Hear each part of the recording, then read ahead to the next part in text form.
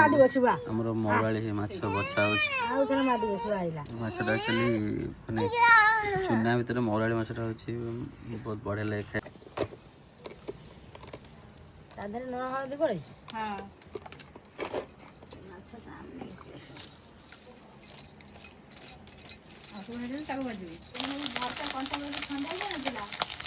ବହୁତ ଦିନ ପରେ ଏଇଠି ଖିଆ ହେଉଛି ମଉରାଳି ମାଛ ସୋରିଷ ବେସର ଚୁଡ଼ଚୁଡ଼ା।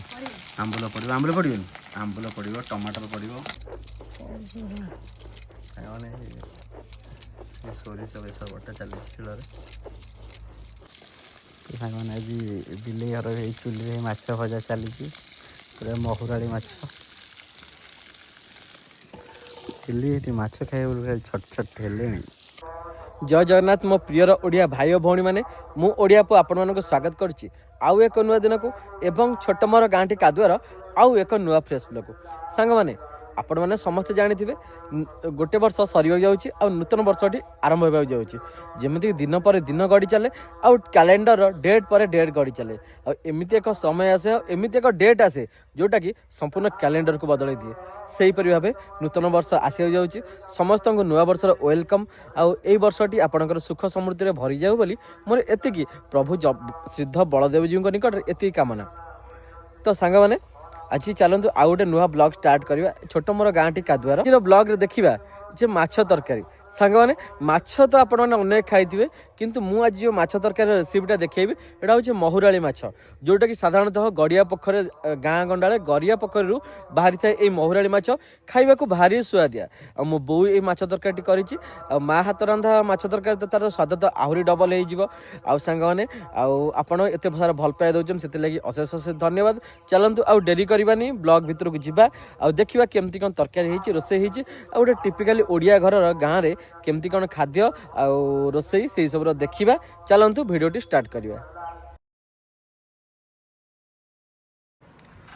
ଜୟ ଜଗନ୍ନାଥ ସାଙ୍ଗମାନେ, ଶୁଭ ସକାଳ। ମାନେ ମୁଁ ଉଠିଲା ବେଳକୁ ଆଉ ବାପା ତାଙ୍କର ଯେଉଁ ଦେଶୀ ଭାକୁର ମାଛ ଆଉ ମଉରାଳି ଯେଉଁ ଚୁନା ମାଛ ଗୋଟେ ଆଣିଛନ୍ତି, ବୋଉ ତାର ବଛାବଛି କରୁଛି। ତ ସାଙ୍ଗମାନେ ଦେଖନ୍ତୁ ଖରା ତ ହେଇ ଆସିଲାଣି, ଆଉ ଦେଖିବା ଏଇ କ'ଣ କେମିତି ସବୁ ହେଉଛି ରୋଷେଇ ଫୋଷେଇ କାର୍ଯ୍ୟକ୍ରମ। ଚାଲନ୍ତୁ ଦେଖିବା ଆଉ।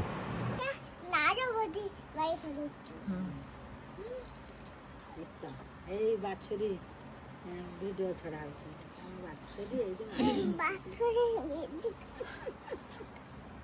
ସେଠି ଖେଞ୍ଚି ହେଇଯିବ, ଯାଏ ଖେଞ୍ଚି ହାତ ଗଳେଇକିରି ସାଡ଼ା ଇଏ କରୁଛି। ଏଇ ଯେଉଁ ମଉରାଳି ମାଛ କେବଳ ଗଡ଼ିଆ ପୋଖରୀ ଧରା ହୁଏ। ମାଛ କିଏ ଖାଇବ? ଏଇ ଅନାନି ମାଛ କିଏ ଖାଇବ?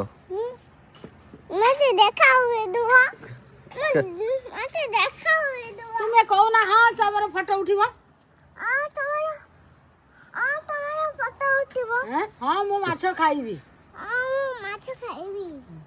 ତମେ ଏଠି ଠିଆ ହେଇ କହିଥାନ୍ତା ନା, ମୁଁ ଉଠେଇଥାନ୍ତା। ତ ସାଙ୍ଗମାନେ ଏଇ ମାଛ ବଛା ଚାଲିଛି। ଆମର ବିଚିତ୍ର ହଉଛି। କିଏ ଖାଇବ?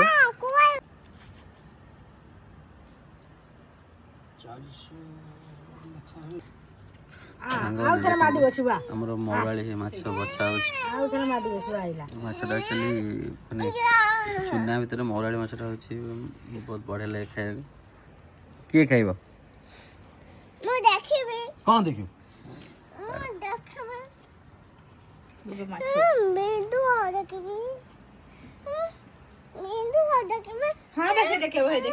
ମୁଁ ଖାଇବି। ମଉରାଳି ମାଛ ଖାଇବାକୁ ବହୁତ ବଢ଼ିଆ ଲାଗେ।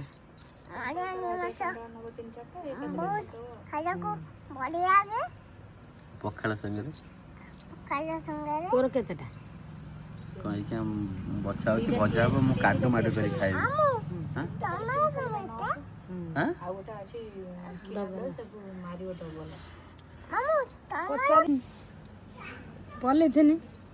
ପଲିଥିନରେ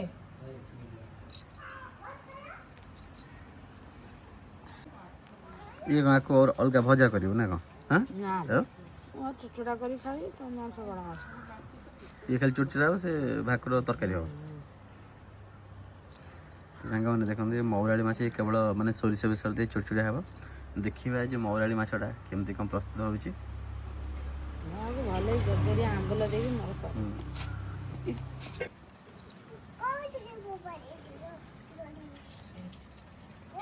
ତୁ କହିଦେଲୁ ଆଇ ସାପ କୋଉ ପଟେ ଯାଇଥିଲା ସାଙ୍ଗମାନେ ହେଇ ମାଛ ଏବେ ବଛା ସରିଗଲା, ଏବେ ଧୁଆ ହେବ, ଧୁଆ ହେଇକି ଭଜା ହେବ। ତ ପୁରା ଦେଶୀ ମାଛ, ତାପରେ ଦେଶୀ ଷ୍ଟାଇଲ୍ ହେବ। ଯେଉଁଠି ମୋ ବୋଉ ବଛା ଅଛି ତାକୁ ଟିକେ ଲିପି ଦେଲା, ଏବେ ଧୁଆ ହେଇକି ଭଜା ହେବ, ଦେଖିବା ଆଉ।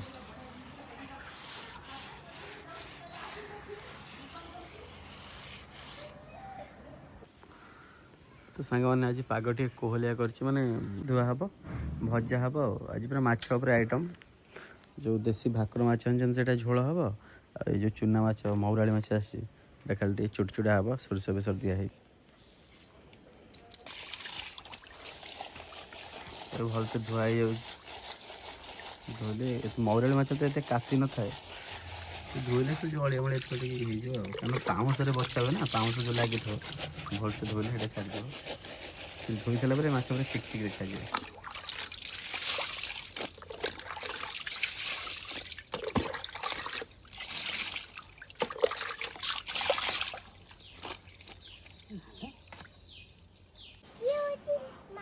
ସାଙ୍ଗମାନେ ଏଇ ଚୁଲି ଲାଗିଲା ନଡ଼ିଆ ପତ୍ରରେ। ଅଧିକ ମିଠା ସେ ଟିକେ ଖଟା ଖଟା ମାଛ ଭଜା ହେବ।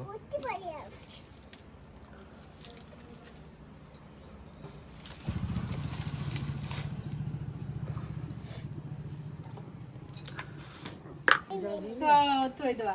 ଲୁଣ ହଳଦୀ ପଡ଼ିଗଲା ମାଛରେ। ତା ଦେହରେ ଲୁଣ ହଳଦୀ ଗୋଳେଇଛୁ? ହଁ।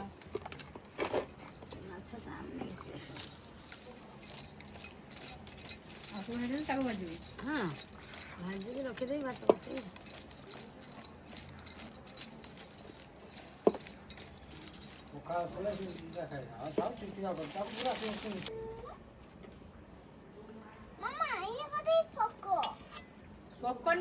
ତେଲ ପଡ଼ିଗଲା ଏଇଠି ସାଙ୍ଗମାନେ।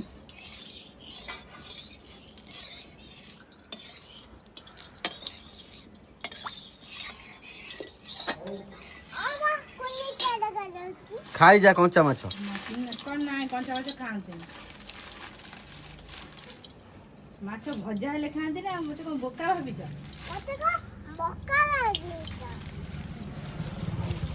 କଞ୍ଚା ସବୁ ମଣିଷ ଖାଆନ୍ତି?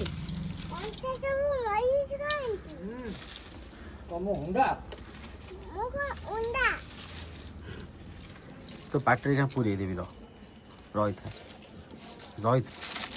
କେତେ ତମେ ଚାଲାକ। ଦେଖା ଥୋଇବ ସେ ଭାଜିବ କଢେଇରେ ପକେଇକି। ସେ କଢେଇରେ ପକେଇବ, ସେ ଭଜା ହବ। ହେଇନି ଗରମ ହେଇଯିବ। ତୁ ଆଡୁ ଛିଟିକିବ ତେଲ।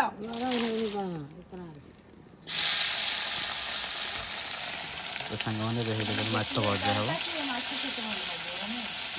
ତେଲ ଯେତେ ତାତିବ କଢେଇ, ମାଛ ଅଳ୍ପ ଅଳ୍ପ ପକେଇ ଭାଜିଲେ ମାଛ ଗୁଡ଼ା ଗୋଟି ଗୋଟି ରହିବ।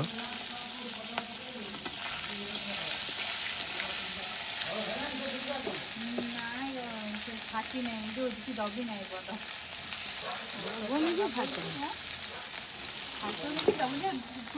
নরম হয়ে গেলে সেটাই লাটিগুলো সকাଳୁ ଶୋଇକି ଉଠିଲୁ। ତ ଏବେ ମାଛ ଭଜା ଚାଲିଛି, ଆଉ ମାଛ ଭଜା ନିଆଁ ଜୋର ଚାଲିଲେ ଟିକେ ମାଛ ଭଜା ଭଲ ହୁଏ। ଇଏ ହେଉଛି ମହୁରାଳି ମାଛ, ତ ଗୋଟି ଗୋଟି ରହିଲେ ଚୁଟଚୁଡ଼ା ହେବ। କ'ଣ ହେବ? ଚୁଡ଼ଚୁଡ଼ା। ଚୁଡ଼ଚୁଡ଼ା।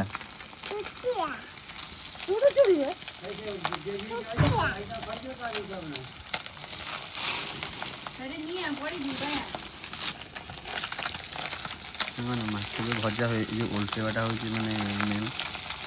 ଭଲସେ ଓଲଟେଇଲେ ହିଁ ଭଲସେ ଭଜା ହେବ ଦୁଇ ପଟ, ନହେଲେ ଗୋଟେ ପଟ ହେଇଯିବ, ଗୋଟେ ପଟ ବି ହେବନି।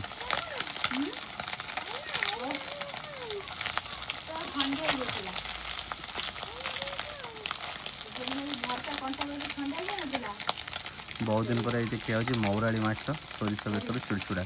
ଆମ୍ବୁଲ ପଡ଼ିବ, ଆମ୍ବୁଲ ପଡ଼ିବନି, ଆମ୍ବୁଲ ପଡ଼ିବ, ଟମାଟର ପଡ଼ିବ, ସୋରିଷ ବେସର ଚୁଡ଼ଚୁଡ଼ା ହେବ।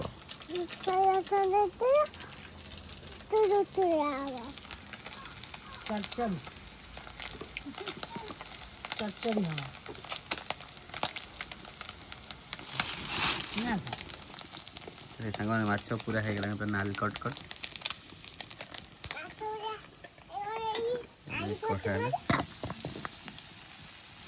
पूरा गोटे गोटे सब माछ गोटे आ गोटे भारी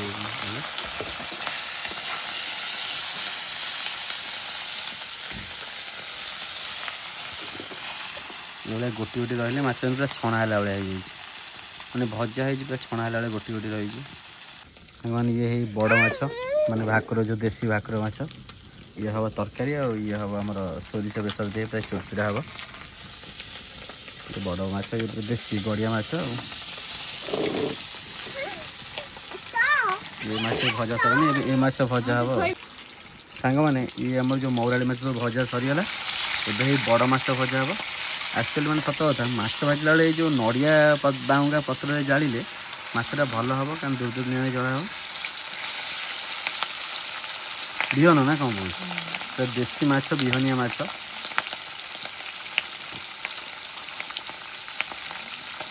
सुखी पकावा तो देसी भाकुर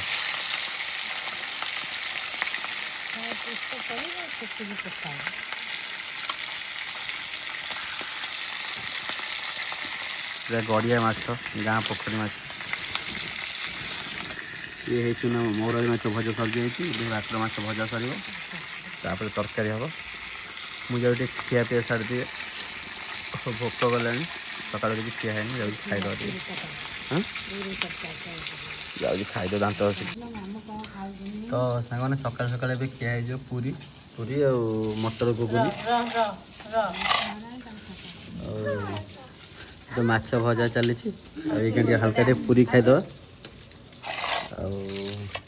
आदि घरे अटारे या मैदा नुह से नरम हो मटर आलू तरकारी ये बटू ये पिंड खाइब किए खाइब कि रे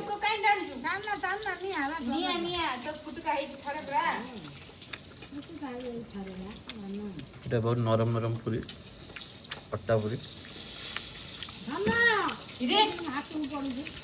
बड़े बड़े मटर आलू तरकारी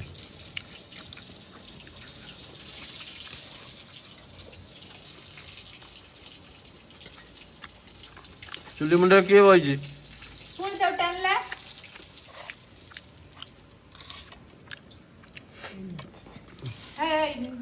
धरी पकाऊ जा माछ भजा भी सैला तला हाथ फुटुला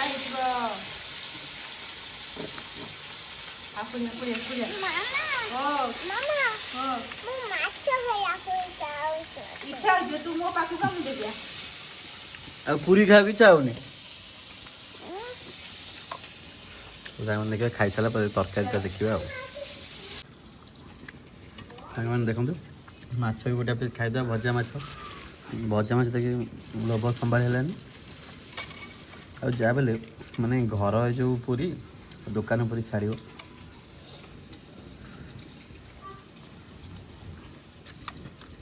तो माछर कॉम्बिनेशन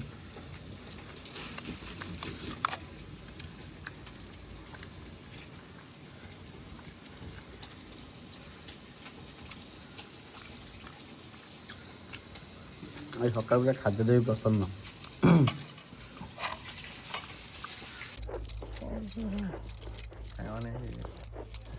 सोरिष बेस बटा चली शिल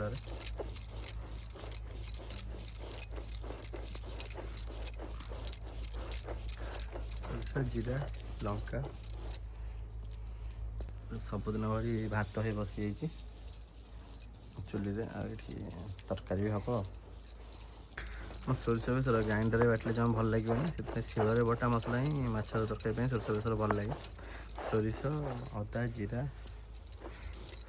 रसुण सब पड़ी बटा हो सांग मैंने ये मौराड़ी माछर बेसर ही सर जाइए आमर मैंने भाकुर माछ झोल हम बोली मो बहुत से आलू ही छड़े सारे सीझा आलू आ टमाटर बेसर पियाज सब रेडी ये माछ भी भजा है रेडी एवं हम भाकुर माछ ଝୋଳ।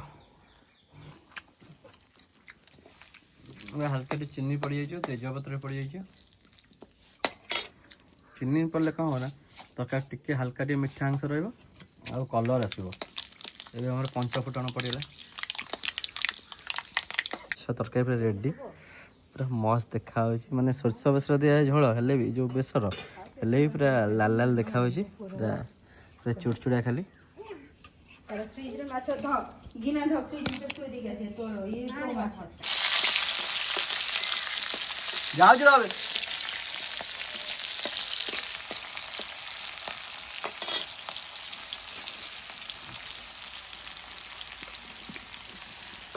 ପଡ଼ିଲା ପିଆଜ ଗରି ହେଲା ପରେ ଟମାଟର ପଡ଼ିବ, ମସଲା ପଡ଼ିବ, ଏମିତି ହେବ ଆଉ।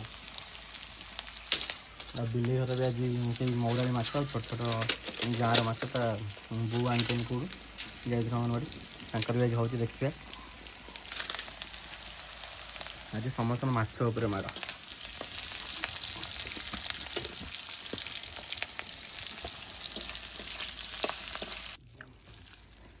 ତ ଏଇ ଦହିବରା ଆସିଯାଇଛି ଏବେ, ପୁରୀ ଖାଇ ଦହିବରା ବି ଏବେ ଖିଆ ହେଇଯିବ। ଖାଦ୍ୟ ଆଜି ଚାଲିଛି।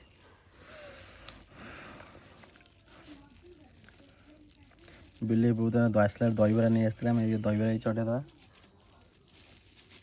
ମୁଁ ଦେଇଦେଲୁ ଆଉ ମୁଁ ଯାଉଥିଲି ତ ମୋ ମା କିଣିଥିଲି ମୁଁ ତାକୁ ମାଗି ମା ଆଗେ ଆଜି ନୁହଁ 21 ଆଜି ଖାଇ ଯୋଉଠି ଜମଦାର ମୋ ମା ମାନେ ଖାଲି ବ୍ୟବହାର କରୁଛି। ମାନେ ଦହିବରା, ଆଳୁଦମ୍, ସେ ସେଉ, ପିଆଜ ଟିକେ ଖିଆ ହେଇଯିବ।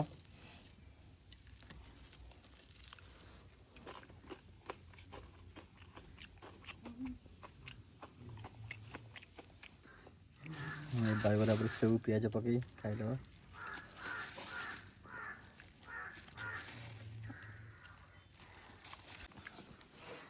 ମାନେ ଏଇ ମୋ ବୋଉ ତାର କଷି କଷି ପାଣି ଦେଇ ସାରିଲାଣି।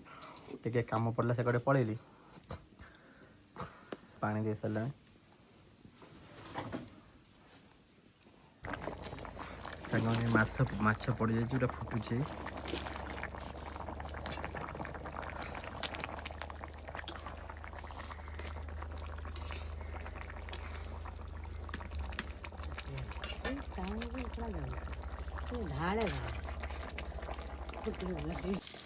ସାଙ୍ଗମାନେ ଆଜି ବିଲେଇ ଘର ଏଇ ଚୁଲିରେ ମାଛ ଭଜା ଚାଲିଛି, ପୁରା ମହୁରାଳି ମାଛ।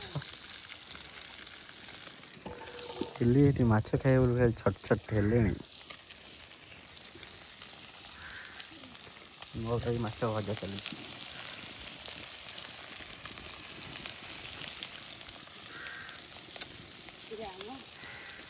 160 ଟଙ୍କା ଦେଇକି କିଲୋ ଆଣିଛନ୍ତି।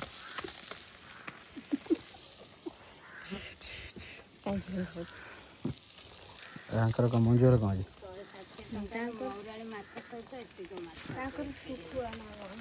ମହୁରାଳି ମାଛ ସହିତ ଯାଁର 160 ଟଙ୍କା ଟୋଟାଲ 150 ନେଲା 160 କହିଲା।